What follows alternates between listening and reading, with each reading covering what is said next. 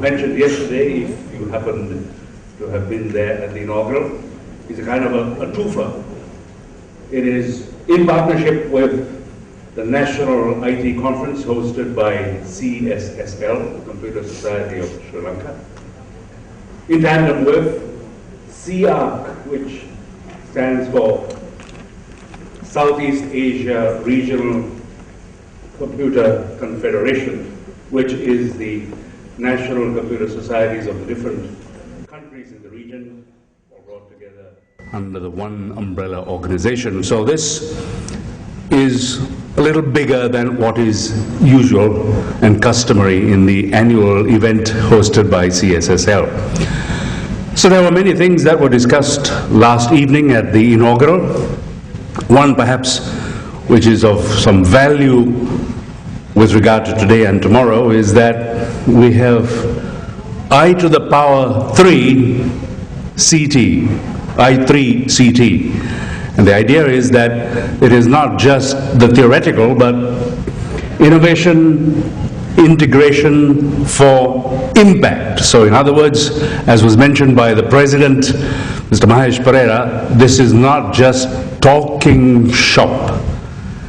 It is going to be doing something, and that which this conference will deal with will be forwarded for action at a later time. So I think that's interesting, which means that there's ample opportunity for everyone here that has been gathered today, and we understand that we have somewhere in the region of 500 participants. So in common parlance, in the entertainment realm, we refer to this as SRO, standing room only. Now, having said that, there are quite a number of empty seats. So I'd like to make a revolutionary announcement. Would it be possible for those at the back to come up and occupy the seats up in the front? I know that here in Sri Lanka that's considered to be an insulting thing to have said. But if we have the forward seats occupied and the seats at the back vacant, it makes it a great deal easier for people who arrive late to slip in and not draw too much attention to themselves. So I'm suggesting that we be kind to them, and those far back, please come forward. I don't mind waiting until tomorrow morning until you do that. Those at the back, that's it. Wonderful. And some ladies have been very obliging, and you are to be commended. A warm round of applause to some very considerate people. We have just the two so far. Sri Lankans don't have the herd instinct, I can tell you that. Okay, I'll waste no more time, but we shall move forward with a couple of necessary announcements. One is that we have what is referred to as a common session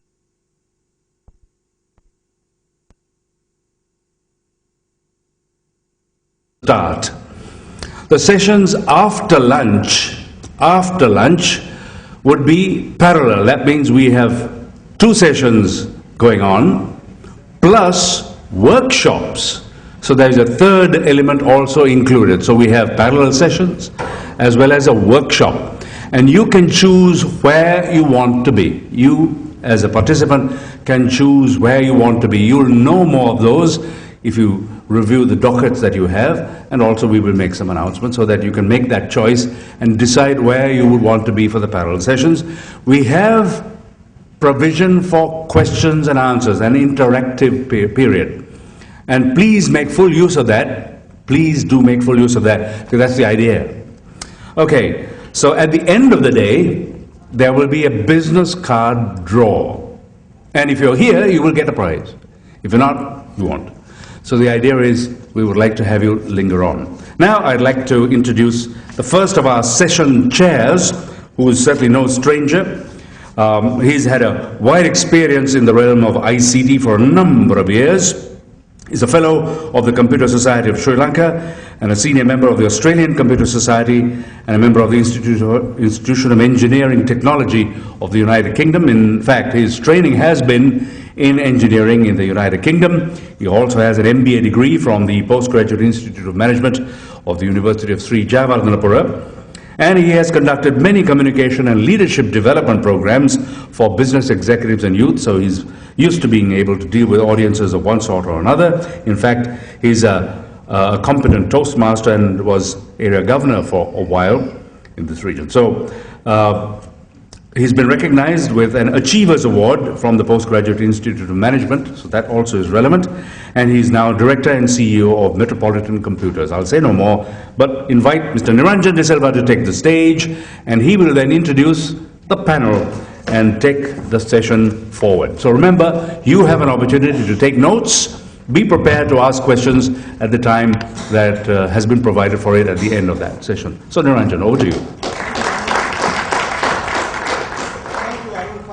Introduction, and I disagree a little bit with Arun that we should get the people who come early to come in front. I would prefer if all the latecomers walk in front and we give applause to them so that in the future they know that if they are supposed to go for a conference at 9, that they are here by 9 o'clock. So let us start the first session. It's my pleasure to be the session chairman for the first session of SEARCC 2013, and in this first session we have two very distinguished speakers. Let me first invite the speakers to the head table and then I will introduce them. Can I please have Professor Mohan Munasinghe joining me at the table, please?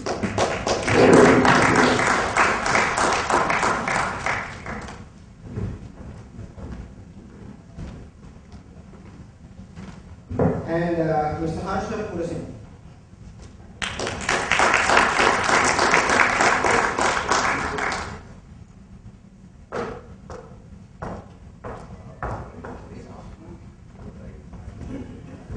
So let us get started immediately. Our first presentation will be by Professor Mohan Munasinghe. Professor Munasinghe shared the 2007 Nobel Prize for Peace as Vice Chairman, United Nations Intergovernmental Panel on Climate Change for work on global warming and sustainable development. Currently, he is Chairman, Munasinghe Institute of Development, MIND, Professor of Sustainable Development at University of Manchester, UK, Distinguished Guest Professor, Peking University, China, and Visiting Professor, Vail Institute of Sustainable Development, Federal University, Belém in Brazil. He pioneered the ICT policy in Sri Lanka in the 1980s, drafting the original legislation that created the Computer and Information Technology Council called SEARCC, and serving as the first chairman of SEARCC thereafter. He also served as senior energy advisor to the President of Sri Lanka. Subsequently, he was advisor to the United States President's Council on Environmental Quality and senior advisor and director, World Bank. And to present to us this morning how ICT will spur innovation for sustainable development. How ICT will spur innovation for sustainable development. Ladies and gentlemen, please join me in welcoming Professor Mohan Munasinghe.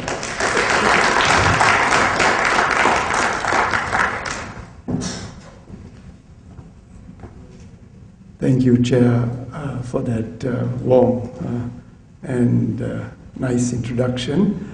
Ladies and gentlemen, distinguished guests, I'm delighted to be here today, talking to the cream of the ICT community in Sri Lanka. Many of you are old friends. As you know, I have been associated with the ICT policy in Sri Lanka for some years, and I am now working on sustainability issues, so I will try to link the two, and so my talk will not be very technical, but I hope to make it relevant to our life today.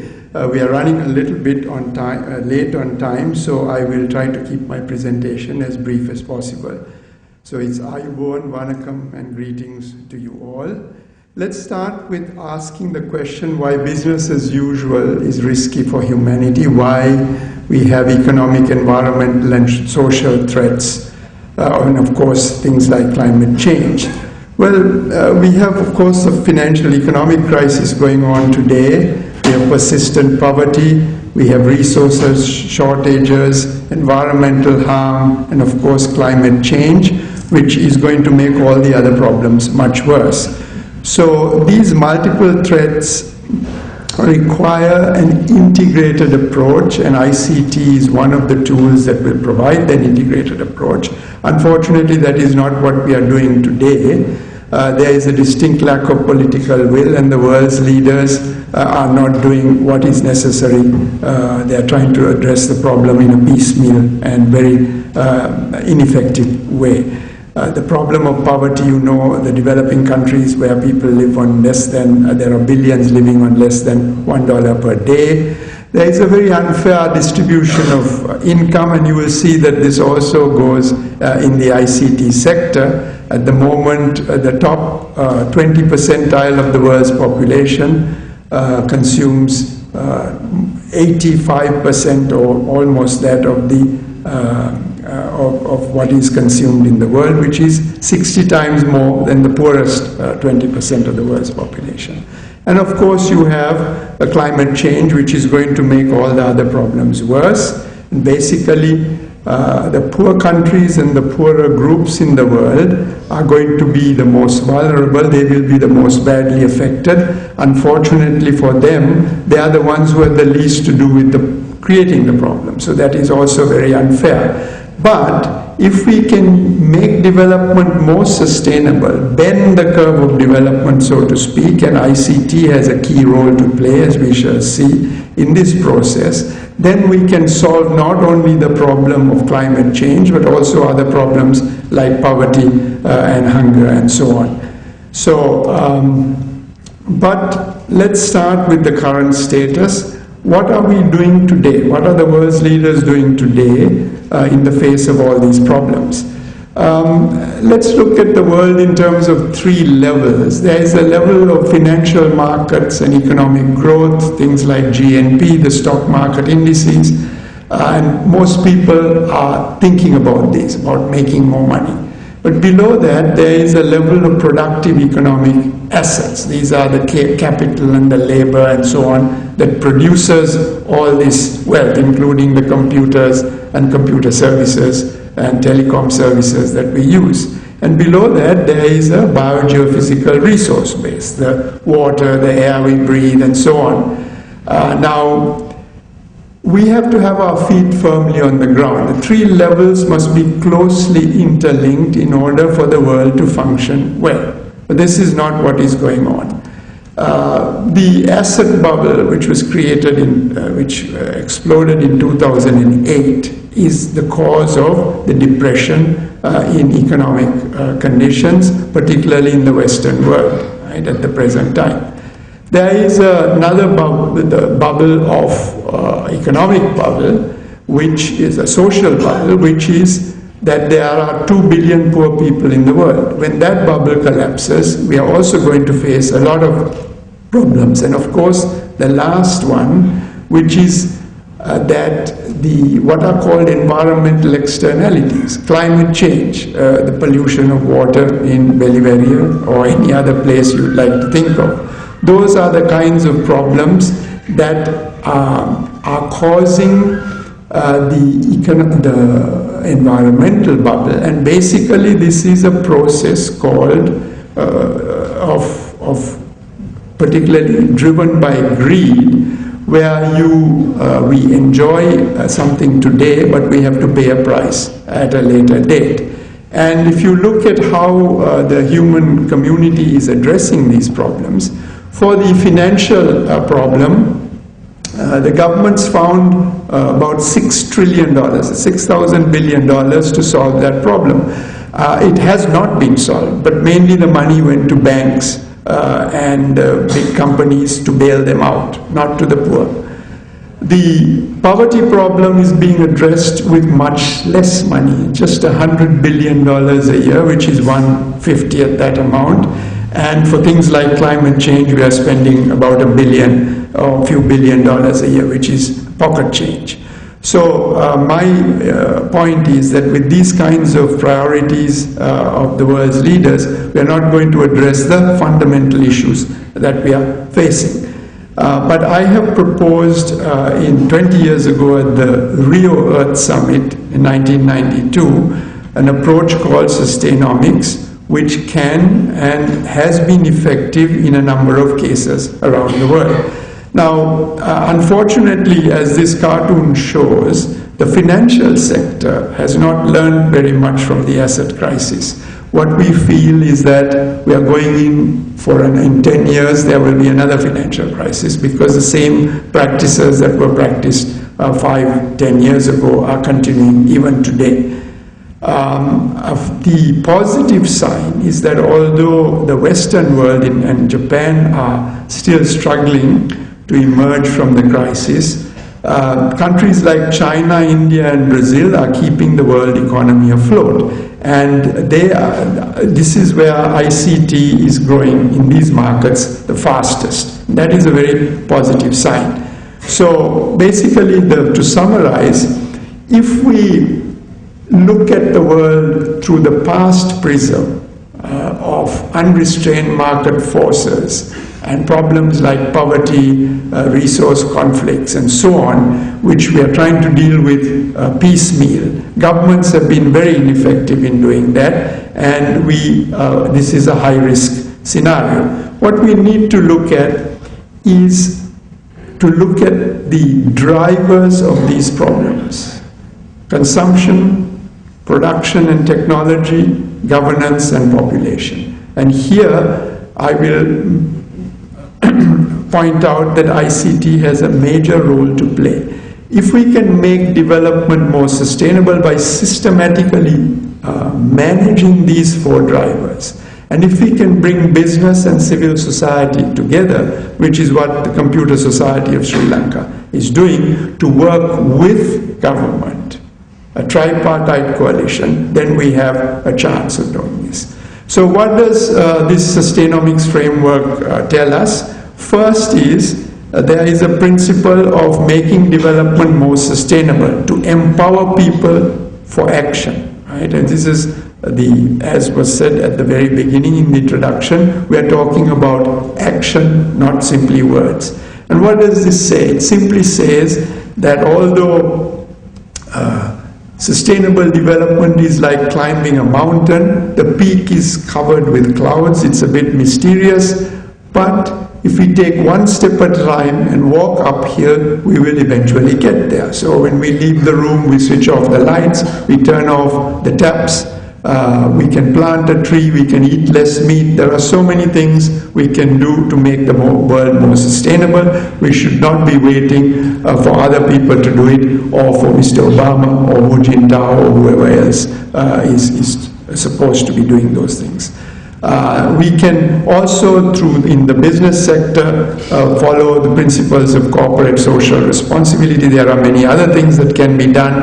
At the national level, we have, even in Sri Lanka and in other countries, policies to integrate ICT and other modern technologies to make development more sustainable. So at every step, at every level, we have the framework to do this. The second important principle is to balance the sustainable development triangle, that to recognize the 3 points, that we need economic development for sustainability, because certainly the poor have to be brought out of poverty, and money is important. But we also need to look at the social dimension, which would be the distribution of income, empowerment of people, and again, this is a very critical factor, and of course the environment, the third leg of the triangle. And almost any problem that you think of, whether it's poverty or even ICT, we have these three dimensions. If you ignore any one dimension, then you will have an imbalance and a problem, right? ICT has a particular role to play here because we are dealing with three types of capital, not just the human made, the economic capital. In fact, this computer that I'm looking at is part of that, the room that we are in. We have also environmental capital, as I mentioned, the air, the water, and so on. But we have a third element, the social capital, and that's a point that I will stress very much in my presentation, that it is the human dimension, the social capital, the glue that binds society together, that is going to make the difference. From the economic side, certainly ICT provides greater productivity and growth and services, but there is risk of, for example, macroeconomic instability. All these huge billions or trillions of dollars that are flowing from country to country are very destabilizing. There is a widening gap between rich and poor, not only in terms of income, but also in terms of computer access and literacy, and so on. From the social side, certainly you have more employment, increased participation and empowerment. The internet is a great equalizer and greater access to information. But there are also risks, exclusion of the poor from this sector. In some cases, the ICT application increases the inequality of income, and so on. So there are both gains and risks. And from the environmental side, of course, we know that production is more efficient, and therefore we can reduce pollution. But at the same time, because ICT makes things easier to produce, we tend to produce more. So therefore, pollution can increase. And of course, disposal of ICT waste can increase pollution as well. So you have a challenge and you have a risk as well. And we have to be aware of these things. The third important principle is to transcend mental boundaries. We have to look for new values. We have to take a transdisciplinary approach. It's not only computer technology that's going to solve the problem. We need medicine, we need law, we need philosophy. All of those have to come together to solve the problems of sustainable development. We need to think in terms of global scales, not just our own community.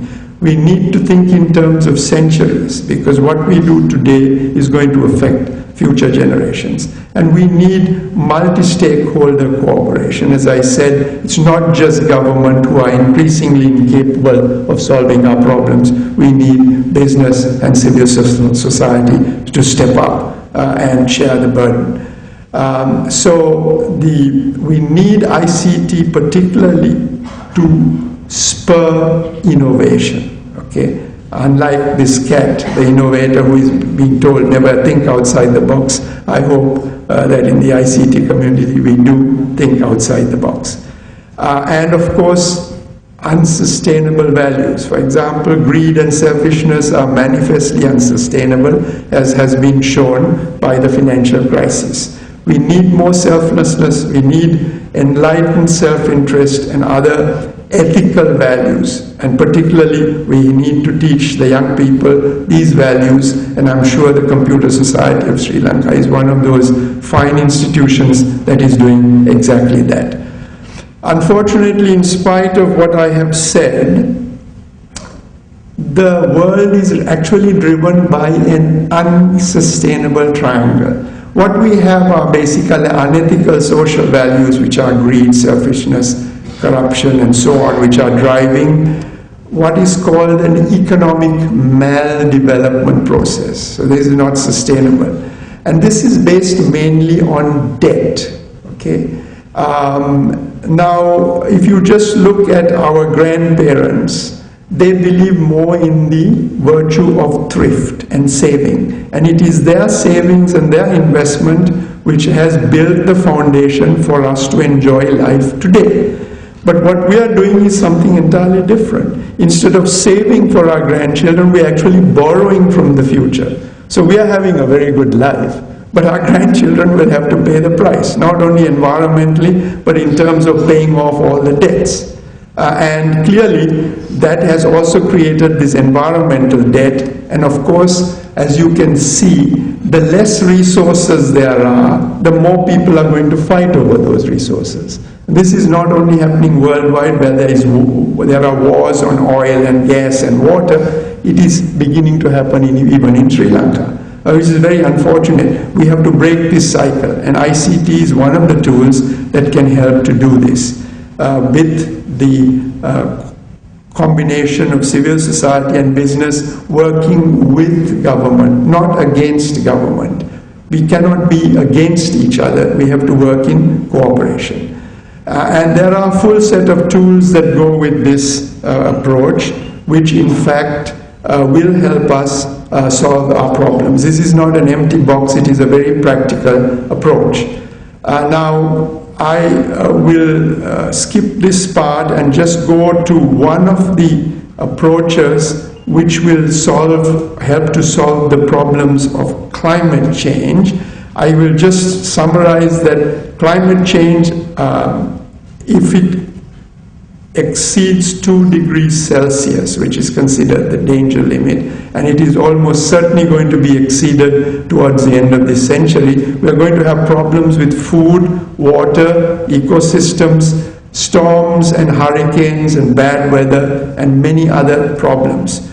If you look at who are going to be affected, the poor people of the world are going to be most affected. And therefore we have to protect them, we have to reduce their vulnerability, particularly also in Sri Lanka. In Sri Lanka the vulnerabilities are particularly in the coastal areas, the health sector, agriculture, water, and so on. Who has to take action? Clearly the rich countries and the richer people who are consuming more and who are emitting more carbon dioxide have to take action, but they have not really done anything. This is the sad story of climate change, that we know what needs to be done, but nobody is doing anything, right? And this is the kind of cartoon we have, where the northern countries are supposed to reduce their carbon emissions, but nobody has taken a step forward. They are expecting now the poor to reduce their emissions, although their emissions are very low, including the emissions of Sri Lankans. Now, what we have here is the paradigm, the model. If you look at carbon emissions on the vertical axis and GNP per capita on the horizontal, you can see that if you're a poor country at point A, that means you're low in emissions, but you're also low in income.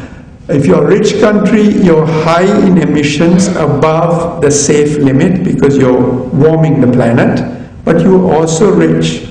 So that's a positive thing.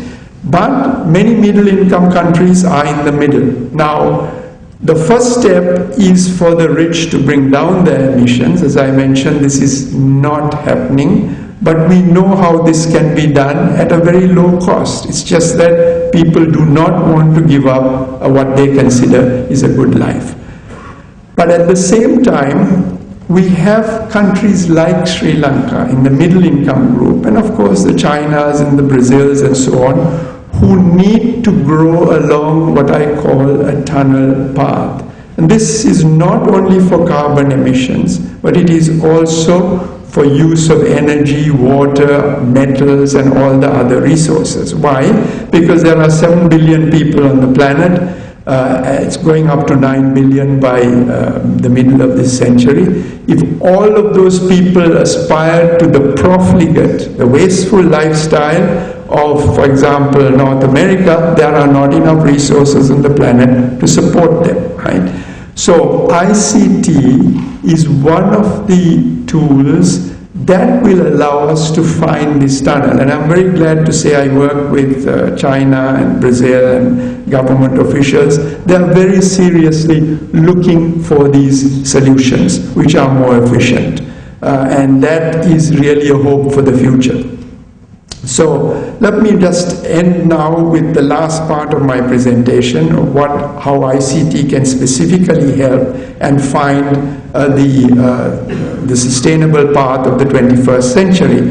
In terms of global status, we have a decade of growth in almost every aspect except, of course, fixed phones, which are declining. ICT penetration has increased. There is a shift currently away from PCs to mobile devices, which are very attractive, and the mobile cellular subscriptions are approaching 1 per person worldwide. Okay. Internet connections, there is a rich-poor divide, which I have to point out that in spite of the growth, most of the growth are among the affluent. Poor, 90% of the more than 1 billion households not connected are in the developing world. It's the same is true for mobile broadband coverage. The rich-poor divide is large. Internet access, there is a positive sign that although the poor have fewer connections, their growth rate is very much faster, okay, which is a very good sign, because there is a gender gap as well. In the poorer countries, there are fewer women who are internet users. But the positive sign is that because costs are falling, poor people have greater access, and therefore information is a great equalizer. There is an unequal affordability, of course. For a poor person, it's 300% of monthly income. For broadband services, for the rich, it's only 2%. Right? So this is something that we have to keep in mind. The other positive sign for developing countries is that in terms of ICT services, they are catching up very much faster with the rich countries than in other areas. Social indicators like infant mortality and so on. So in the ICT sector, because of the falling costs, the gap between the rich and the poor is smaller than in other areas. But it is there. There is a gap, and we have to be aware of that. So basically that is driven by this trend of miniaturization and speed, increase in speed and convenience and other things which I don't have to tell you. You know all about the technological trends. We're talking about communication, bandwidth, processing power, storage, software facilities, and so on. There are issues. Number one is the security issue. The NSA scandal in the US has shown just how vulnerable we are with all our information floating in the cloud, which at the moment it seems like anybody has access, and so on. But we have positive areas, advances in communications, processing power, digital storage, software capabilities, and so on, and improvements in standards. So the security problem is something that has to be dealt with, and it has to be dealt with by governments at that level. Let me also just now finish with how ICT can help in one specific area. ICT can help in many areas. Just talk about sustainable consumption and production, and let me frame the problem for you very briefly. If you look at something called ecological footprint, this is the amount of ecological environmental services that we are imposing on the planet. At the moment, we need the equivalent of 1.5 times the planet Earth. We are consuming more than one planet worth of services, of water, of food, and all the other things at the moment. And it is going up to 2 times the planet Earth. What does this mean? This means that we are eating up our natural capital. We are cutting down trees faster than they can grow. We are using water more than we can afford, and so on and so forth. So that has to stop. But the trend is always increasing because population is increasing, consumption is increasing. There is also the unfair world distribution of income. As I mentioned, the rich are consuming more than one planet worth. But at the same time, we have this amazing spectacle of the world's leaders. At every conference, they go and say, we are going to help 2 billion poor people to come out of poverty. If the rich are consuming more than a planet's worth, where are the resources to help the poor?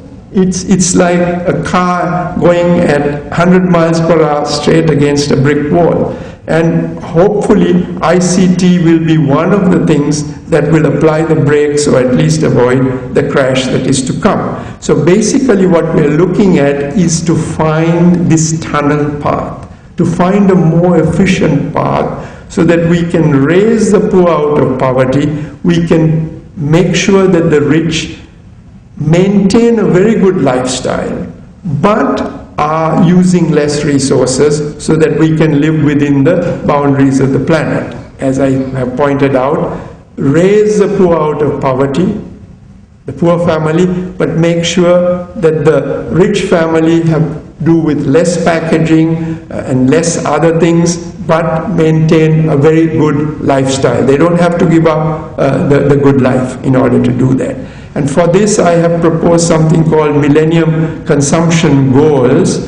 And the first Millennium Consumption Goal says that we have to make sure that every human being on the planet has their basic needs met: food, water, energy, shelter, and so on. The second part of the Millennium Consumption Goal says that the unsustainable consumption of the rich must be reduced and can be reduced a lot by voluntary action, because we may find it very difficult. Governments will find it very difficult to have a consumption police coming and telling you what you can eat and what you cannot eat.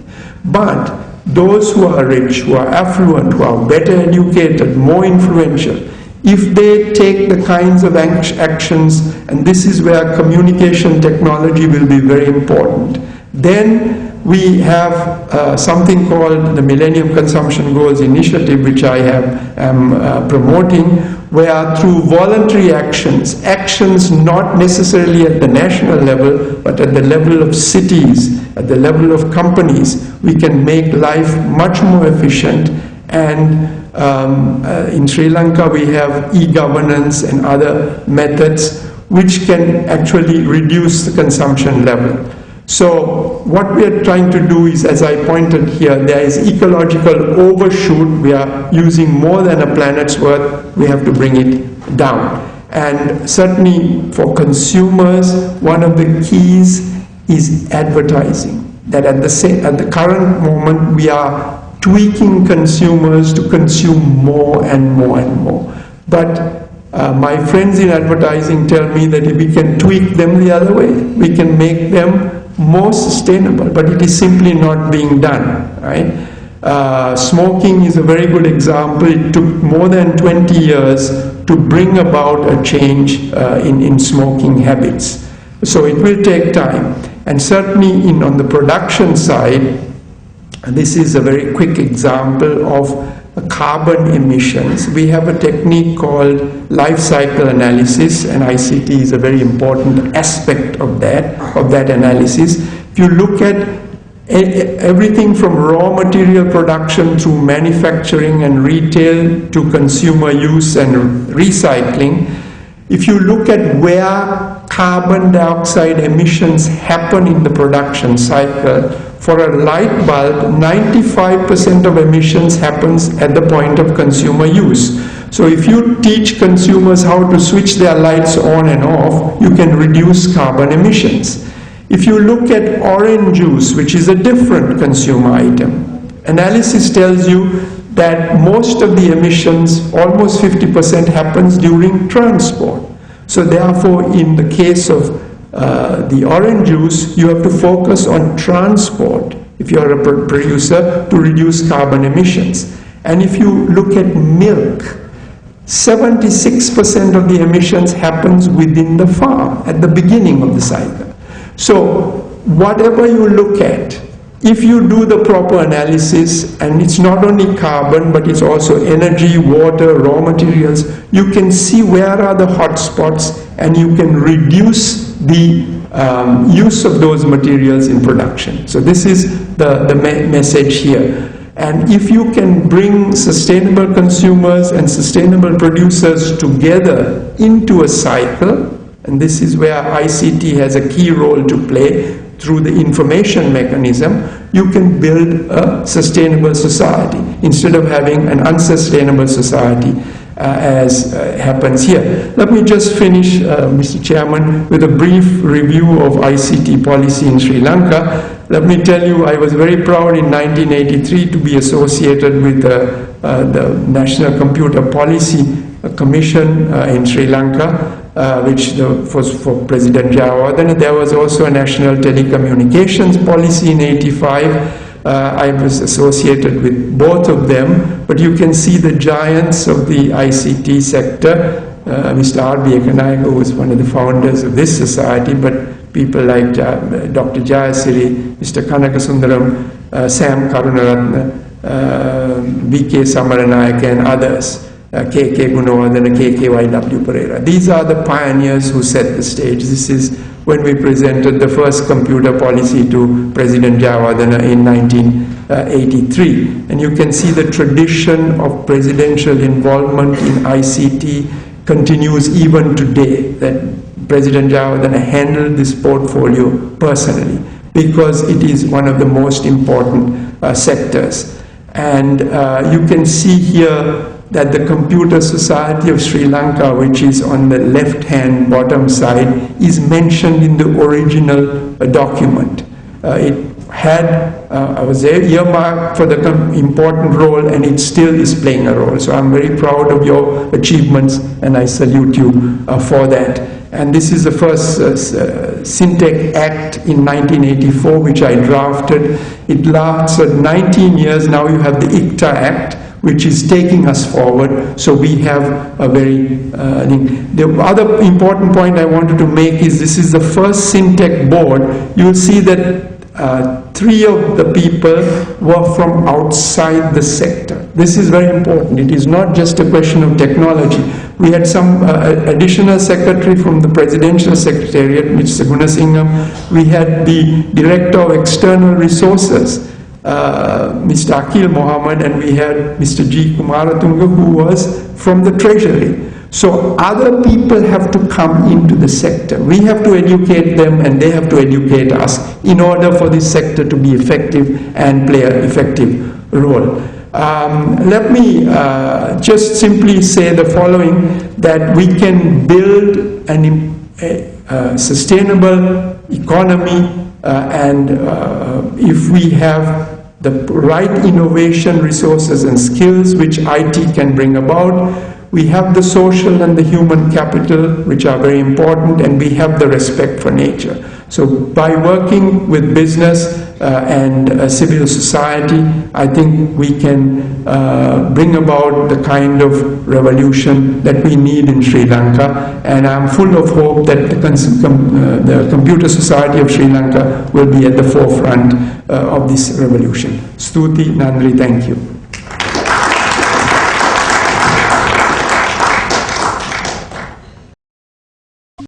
Thank you.